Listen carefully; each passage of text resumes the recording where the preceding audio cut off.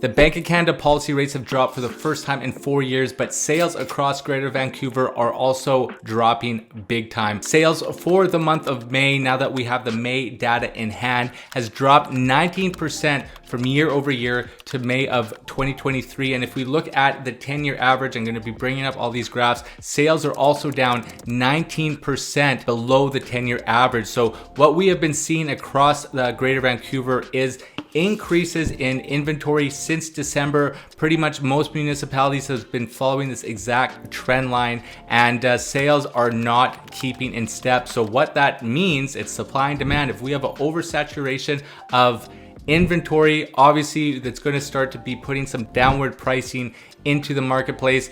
Now that we have our first interest rate drop, how long is that going to take for buyers to get in the saddle, to start picking up some of this inventory, to become more in line with what we've been used to over the last couple of years? My name is Kyle Mark, your Vancouver realtor, and whether you're looking to buy, sell, invest, or relocate to my beautiful city of Vancouver, make sure you book a strategy call with me in the description below. I'm super easy to get a hold of, and I am here to help. So we have the new data out for the month of May, so we're going to do an in-depth look. This is for the detached market for Vancouver East and Vancouver West in comparison to Greater Vancouver as well as the Fraser Valley. I know I had some great feedback on these videos, so I'm going to be bringing up the live stat lines so you can exactly see how your asset is performing and whether or not this is a time for you to either buy or sell in and around Vancouver. So first up, we're going to bring up some of this Greater Vancouver data onto the screen so you can see the numbers, see what we've been seeing on the ground. This is the first time for myself putting this together. I like doing this a little bit more live, and you can see my reaction to things and compare it to what we're seeing on the ground. So as we can see from the very top, across Greater Vancouver reports that the total sales in May of 2024 equaled 2,733. Like I said, a 19.9% decrease from May of 2023, and then a 19.6% decrease from the 10-year seasonal average. So Andrew Lees, who is the Greater Vancouver Realtors economist, stated that the surprise in the May data is that sales have come in softer than what we typically expect to see at this point in the year. While the number of newly listed homes for sale is carrying some of the momentum seen in the April data. He continues, it's a natural inclination to chalk these trends up to one factor or another, but what we're seeing is a accumulation of factors influencing buyer and seller decisions in the market right now. It's everything from high borrowing costs to worries about the economy to policy interventions imposed by various levels of government. So that is totally spot on. There's been so many changes in the marketplace here in Vancouver. The province has made these huge sweeping changes for land use. We know that there's been some significant changes in short-term rentals and how those are now to be fulfilled throughout the province. And then obviously we have these high interest rates. Yes, we got a little bit of a break on Wednesday, June 5th, but that is still a drop in the bucket. It's going to take probably 6 months to a year to really see some significant changes in those decreases. In my last video, I went through the policy announcement and I brought some of those graphs up there in the video. So if you want to see a history and what we can kind of expect moving forward over the next year or two, make sure you check out that video. As we continue on here with this Greater Vancouver data, we can see across all three categories, there were 6,374 detached, attached, and apartment properties newly listed for sale in May of 2024, which represents a 12.6% increase compared to May of 2023, as well as a 7% increase compared to the 10-year average. So as we see here, just right off the top, sales dropping 19% year over year and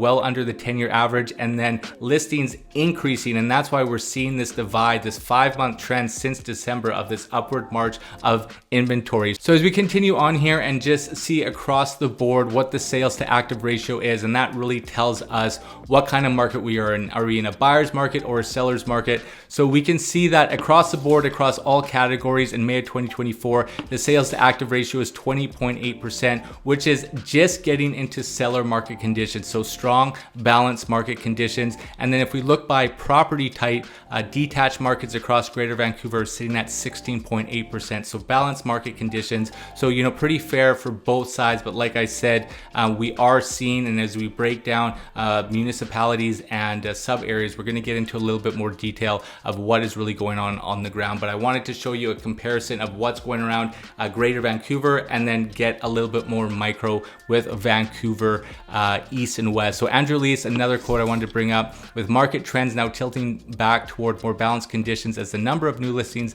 outpaces the number of sales, we should expect to see slower price growth over the coming months. This is why no matter what kind of category you're looking into, the buying season is right now. This is a really good time for you to buy. It's a soft underbelly, and there's going to be a limited amount of time before the Bank of Canada starts to decrease those rates to get buyers more excited, and then upward pressure on pricing. So as we get into the pricing, which is what all of you want to look at, this is from the board. They use the HPI Home Price Index. It's similar to a CPI. So they take a standard house in a standard area, standard size, bedrooms, etc., and then average all those types of homes to try to get the most accurate price point. I like to use median numbers, and we'll dive into those a little bit later, but the benchmark price for a detached home right now in Greater Vancouver is at $2,062,600. So as we get into the data here, and I'm going to share my screen. This is similar to what we're going to do. This is a live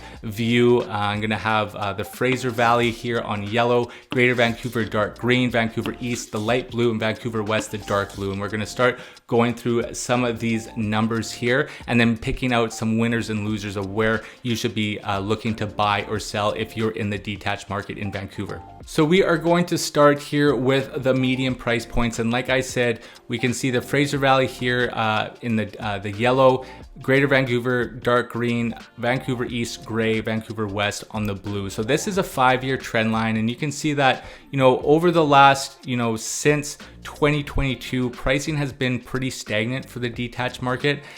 We started to see a little bit of an increase earlier this year, but there was some drop in price point. But as you can see here, across all categories, or all locations, I should say, there has been some significant increase in price point despite the high interest rate. So you can see Greater Vancouver has seen a 6.6% year-over-year increase, Fraser Valley 5.6%, Vancouver East that takes the cake at 8.3%, which is a really strong return year over year, and then Vancouver West sitting at 4.6%. And then you can see here the average price point in Vancouver West is just over 3.5 million, Vancouver East 1.9 million, and both of these are well above the Fraser Valley and then the Greater Vancouver board as well. In terms of sales, and what I wanted to show you here, you can see that, in 2021 there was a huge peak in terms of the amount of properties, especially around Greater Vancouver and the Fraser Valley, that took hold. But you can see as we drop down more specifically to Vancouver East and West, they have been hurting in terms of sales for a long time. There's been an inventory crunch. We're starting to see inventory claw its way back, but the sales are continuing to flatline. And as you can see as we dig into some of these numbers, when we look at total total inventory, I can't pull both of them on deck here, but there hasn't been a huge increase within those areas as well. But when we break down Vancouver East and West, I'm going to show you some of the trend line in terms of overall inventory and new listings here. We can see that we have a huge run up of numbers, obviously Greater Vancouver because it's taking all the municipalities in the Fraser Valley, but you can see that Vancouver East and West does not fall in line with the trend lines of either of those boards. And that's why I always say try to buy your property as close to the city center as possible, because they do not follow these huge swings, and you're going to get your best protection and your best bang for your buck when it comes to buying property as close to Vancouver as possible. So I am going to bring the data up on the screen and start with Vancouver's East in their detached market. So the first thing I want to bring attention to is just this red dotted line. This denotes the active inventory, and you can see in December here, starting at 310, we saw 5 steady months where we've almost seen a doubling in inventory, and the sales really have not been keeping pace, and we're starting to see a divide here. Will the recent rate reduction start to get buyers in the saddle? I think July is going to be that marker. If the Bank of Canada reduces a secondary time back to back in July, I think that will be a reason for buyers to get going, especially thinking of variable rates. And I think they'll start to take the Bank of Canada seriously if we see another rate reduction next month. So Vancouver's east side market, strong balanced market conditions at 19%. Homes are selling on average 1% above list price, and the most active price band is between 1.5 million, 1.75 million. You know, you can't get a lot with that. You know, those are going to be tear down most likely, but sitting very strong at 33%, strong seller market conditions.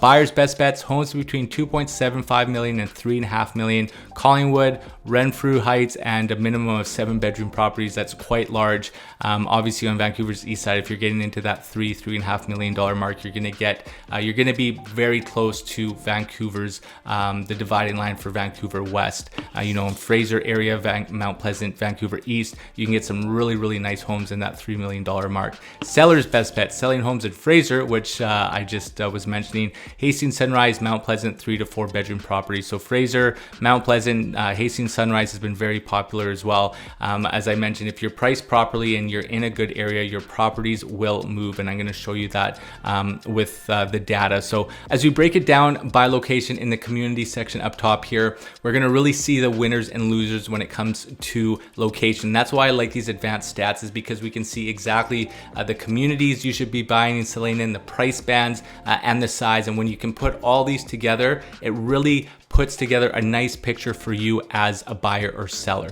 So as we move forward here, you can see that Hastings Sunrise, as we just mentioned, 62%, very high, strong seller market conditions. Champlain Heights, 33%, Killarney, 32%, Mount Pleasant, 40%, Main and Knight, all in seller market conditions. So if you are owning property in any of these locations here, and you're thinking of selling, this is a very good time, because you know you're well above the average. When we look on the flip side of some of the losers, I mean, Collingwood has just been hammered hard. 111 inventory with 5 sales. A lot in this area. People are trying to assemble land for these land assemblies, and the pricing is just way too high. So they're pretty bad in single digits. Renfrew Heights, 7%. So if you're looking for opportunity and you see these 111 inventory, 45, you might be able to get some deals in some of these locations. When we look at price band, where is it the best places to put your money to purchase or to sell? We know that in that 2.5 to 2.75%, seller market conditions at 31%, 2 to 2.25 million, very competitive as well in the 31%, strong seller market conditions. And then if you get into that, you know, 2.75 all the way to 3.5 million, 5 and 6% properties in there. If you are starting to try to go after properties that have been hanging on market for a while. We know that anything in that, you know, 3 to 4 bedroom range, which is the typical size for homes on Vancouver's East, just in seller market conditions. So, you know, if you have a 3 to 4 bedroom home in some of these areas, such as Mount Pleasant, Hastings Sunrise, and then, you know, you're in that 1.5 to 7.5 million or 2.5 million range, that is a place where you should be thinking of selling, because everything is coming together to make sure that you could have a strong sale. On the flip side, you know, you can do the math here, looking at some of the really good areas to purchase. You know, if you are sitting in something that's a little higher end in that $2.75 million range in some of these lower areas, you can pair that together to get you something that is of good value. And then finally, as we look at price points, you can see that, you know, over the last 13 months, it's remained pretty much the same, some peaks and valleys, sitting at $2,016,500 for the average. And like I said, this is median pricing, so it's a little bit different than the HPI. As we move forward to Vancouver's west side, you know, this is a very similar line that we're seeing across multiple municipalities. You know, 5 straight months of inventory since December, 390 actives, all the way to 607. Pricing has pretty much stayed the same, an average price point home at $3,557,500, and sales flatlining as well. As we look at the overall health of Vancouver's west side, homes are selling 2% lower than list price, 16% sales to active ratio. So still in strong balanced market conditions, a little bit lower than Vancouver's east side. Most active price band 2.5 to 2.7 million. Seller market conditions at 37%, but obviously, you can't get much. A lot of these will be building lots that are being put together with the new land use changes. Developers are starting to put together land to build these multiplexes. Buyers' best bets, homes minimum 7.5 million in Cambie, Kilchina, Shaughnessy, South Granville, and University. Sellers' best bet, selling homes in Kerrisdale, Kitsilano, and 3 to 4 bedrooms, which is similar to Vancouver's east side. Jumping up to the community, looking for winners and losers, we can see that Kerrisdale, as mentioned, 50% sales ratio, so very, very high competition, seller market conditions. Kitsilano at 31%, and the rest are pretty much in balanced market conditions. When we flip the script, looking at some losers, South Granville, 8%. That is very low, as well as Cambie. Cambie is a great area, seeing at 8% sales ratio with 52 on market. There could be some really good opportunities in the Cambie area, and we know that's a very strong marketplace, and there will be a lot of appreciation over there. So likely the 52 homes are quite overpriced. There are sometimes still land assemblies along Cambie that people are putting together with some ridiculous pricing as well, but that is an area I would be looking at for sure. Price bands, we can see that obviously 1.75 million all the way up to 2.75 million, all seller market conditions from 25% to 40%. So in that entry level on Vancouver's west side, there is a lot of competition in those price bands with buyers. On the flip side, anything above that 6.5 million to 7.5 million and above, you're starting to really have a leg of inventory with not a lot of sales. So there'll be some opportunities in those higher areas as well. And then finally, when we look at break down some of the data here, days on market, 14 and 13 days on market respectively from April and May. So the value in terms of days on market is still quite short. You're looking at 2 weeks on market. So properties are still moving quite quickly, but there's also going to be a lot of homes that are stagnant that have been staying on market for quite some time. So here you have it, the detached market update for May. Your winners, your losers, both on Vancouver's east side, Vancouver's west side. If you're wanting more details, more numbers on any of this, make sure you book that strategy call with me. My link is in the description below. I'm super easy to get a hold of, and I'm here to help. So my name is Kyle Mark, your Vancouver realtor, and whether you're looking to buy, sell, invest, or relocate to my beautiful city of Vancouver, I am here to help you every step of the way, and make sure to stay tuned for the condo market update next. Take care.